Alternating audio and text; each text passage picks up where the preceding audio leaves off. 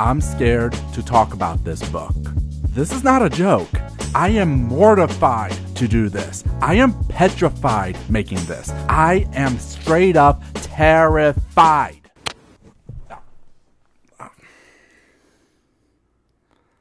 So here's what happened. Over the years, I would get a request by an up-and-coming author to review their book. Seeing as I'm still an up-and-coming something, they use me to advertise their book to get the monies, while I get a free book and YouTube AdSense? I don't know, but I don't like them. They make me feel inauthentic cause, hey, you special fan, you should totally get this thing I'm talking about, cause there hasn't been a history on this platform of people pushing things without disclosing the details that manipulates you for monetary reasons. Add your YouTube gaming controversy here, Shadow of Mordor. But I did do one about 3 years ago about a book called Legacy. I even did a skit expressing my feelings about it. No, cause you're a goddamn sellout! Oh my god. Overall, it was a fine experience. The book was fine, and it was a furry book because, oh yeah, I'm also a furry. How about that? That got the attention of another author to do his furry book. And you know, it's been a day and a half since we talked about anything furry. I got the book, and it's been sitting on my shelf till now. And okay, this next segment is for Mark. I know you're watching this, and from the bottom of my heart, I implore you. Get something happy before continuing with this video. Get some cat videos, music you like, just anything that brings you joy, cause this video won't. Honestly, I would say don't watch it at all. This book gave me a lot of feelings, and I don't want to hurt yours. But I have a feeling that's going to fall onto deaf ears. So yeah. Buckle up, Mark. Good morning, good evening, good wherever you may be. My name is David the Bookworm Popovich, and this is Always Gray in Winter by Mark J. Engels. Oh god, I'm really doing this. First, we need to talk about structure. See, narrative structure is the skeleton of a story. It's the plot and character arcs broken down to their most basic elements. Not only of what is happening, but how the audience receives that information. There are a couple forms of narrative structure, but we are going to be talking about the two most common forms: linear narrative and non-linear narrative. Linear narrative is the most common story structure. Seen a movie, TV show, read a book, 99.9% of the time it was a linear narrative, where the events are presented in chronological order. Think of it like a straight line between 2 points. We have our beginning, we have our end, and this is the journey they take to get there, with all the ups and downs and twists and roadblocks and growth to spice it up. Very straightforward and to the point. But what if you didn't want to tell your story like that? Maybe there's a twist you want to hide, or a character revelation, or you want to have a bigger narrative punch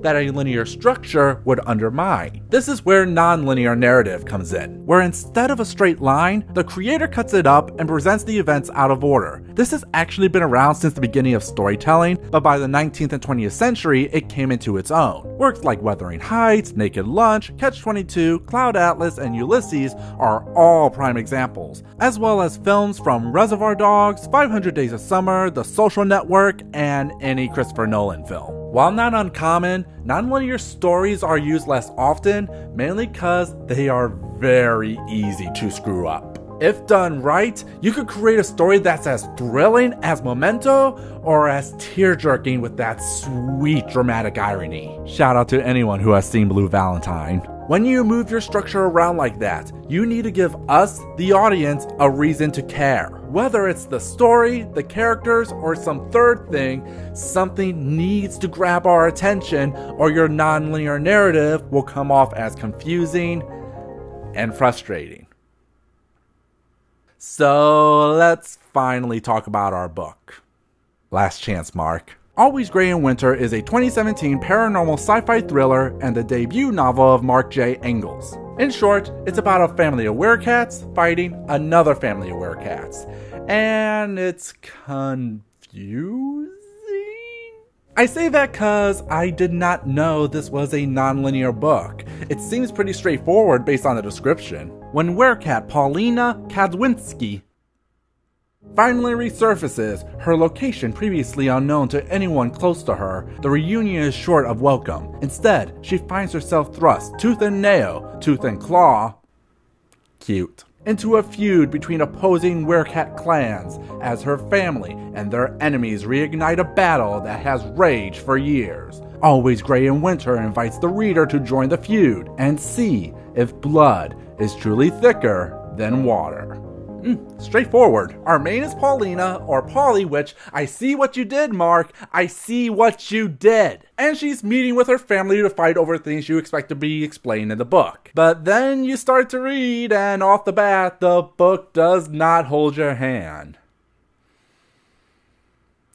Here we go. We are with some dude named Morrow, watching his daughter Hannah fighting some soldiers in a place called Jabaha. Why? Don't know, but Polly is there, and some dude named Belismakov dies, and Morrow is happy, so something happened. He saw the path by which he could set his clan's course right, by which he could set everything right. Okay, flash forward who knows how long to our main Polly in San Francisco. Introduced as a badass cause she's killing sex traffickers in a gruesome way. When she spun around, the wide-eyed man stood before her, trembling as he stuffed his entrails back inside of him with both hands. Polly responded to his horrified whimper with but a shrug before he collapsed. She's billed as a dark, brooding badass with a mysterious past after something happened in Chabaha. Hey, it's that word again, causing her to go into hiding. She had run to protect her family, run to protect that idiot Lenny from himself. Forcing herself to satiate her bloodlust month in and month out had done little to make her longing for him every moment in between any less unbearable. Also, she's a cat. Or werecat, which the book doesn't use, instead using the word alloranthropy? Lord, that's a mouthful. Which is really confusing, because there are regular people too with the cat people. So, are cat people common? Rare? In hiding? Polly's in hiding? What are the rules here? Oh wait, never mind, she's just been tranquilized, and now we move on to another character. We're only 3 chapters in, folks. Okay, so we are then introduced to Top, who is working with Polly's brother Tommy, who is wheelchair-bound, tasked to bring Polly back to Chicago for reasons not explained till later, which is why they knocked her out. God, I wish there was an easier way to say all that. Which leads Top to flashback where we meet Polly's family and another half-dozen names to remember. No joke. 4 chapters in, and we are introduced to about a dozen characters that at this point, you need a family tree to keep track of. And yes, I did make one. Look at that. Please, just look at all this work I actually had to put into this. These are literally every single character you need to memorize in this whole bloody thing. Every single one. Yikes. And all of this is to show Polly's first transformation as a werecat, which they hate, but the mother can turn into one too. And there is some disagreement that gets Polly's father killed later, but now we are meeting another character named Lenny and... Hold on, book. Are you going to explain any of this? Cause I got way too many characters and backstory, but no plot to sink my teeth into. Is being a werecat a good thing or bad thing? What are the werecat rules? What happened in Chabaha that keeps being referenced? Is Polly the main character? Cause she's been knocked out since chapter 2 right now. Don Michael led the attack. Who the hell is Don Michael? Oh god, I'm about to Aretzko. I swear, I'm about to pull an Aretzko scream if you don't start to explain what is going on right now. I'll explain more in due time.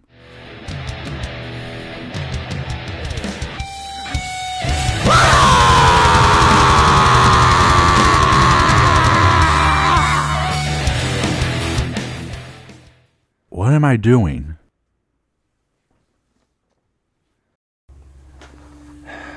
Can we get some text over here, please?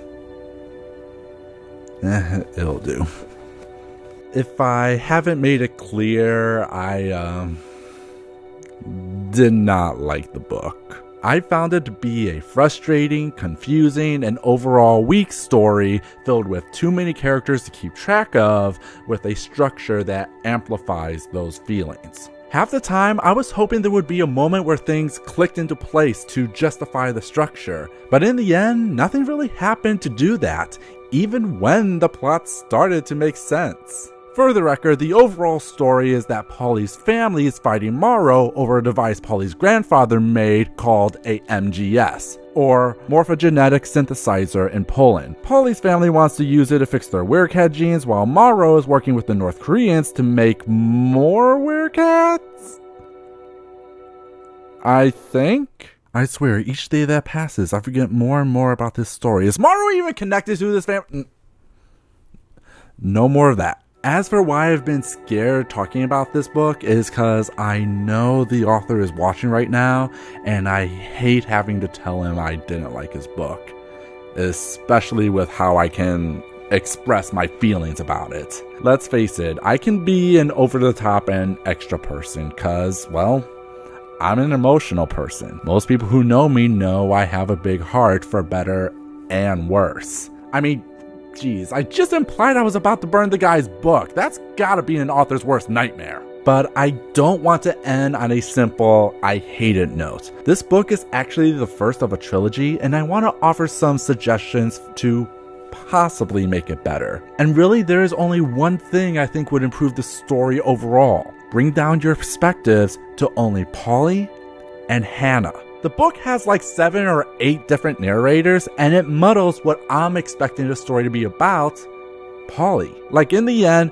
the werecats are in hiding and are seen as a curse by Polly's family, but we rarely get to see her deal with those facts or how that affects her as a character. When she gets knocked out, you could have had her dream about the events that led her here, what it felt like to transform for the first time, her training, listening to her family and how that made her feel, the death of her father, which I think would streamline the plot as well as give us room to introduce the characters in a decent pace compared to just dumping them right in front of our lap. The same applies with Hannah and her struggles, which presents a yin-yang dynamic with the two characters, though it could be 3 with what happens at the end of the book. Plus, it frees up any weak subplot or characters like Lenny's romantic subplot, which was just there, and Top being dropped in the second half of the book. It also gives us a chance to wonder, since the characters we follow wouldn't know everything that is going on with them. I mean, with the way it is, you run into cases where questions presented in the book will go on forever and ever,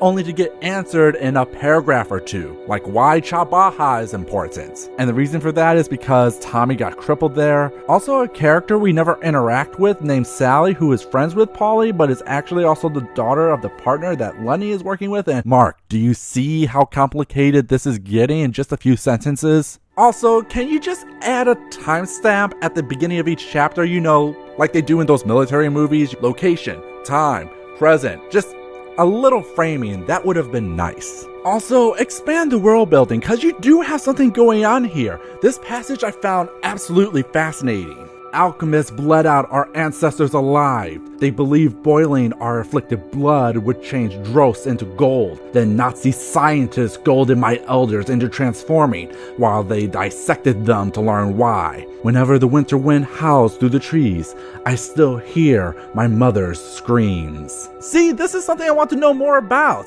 I just wish you did more with it. Also, please summarize this book at the beginning of your next book like they did with Aragon. It would be really helpful. Also, family tree. I know this isn't the review you were expecting. I wasn't expecting to do this, and I know you put a lot of work into this book. The acknowledgement page shows that, and I'm happy you got to make something. Actually, your writing is solid. It's just how you presented it all. I hope this provides a little bit of help, and I'm sorry for all of this. I don't think I'll be doing any more author requests for a while. I don't feel I'm in a place to do them. But I do wish you the best of luck, Mark, as you continue creating more stories, and yeah, well, thanks for the book, Mark. God, I am such an ass. Anyway, those are my thoughts on Always Gray in Winter. But what are yours?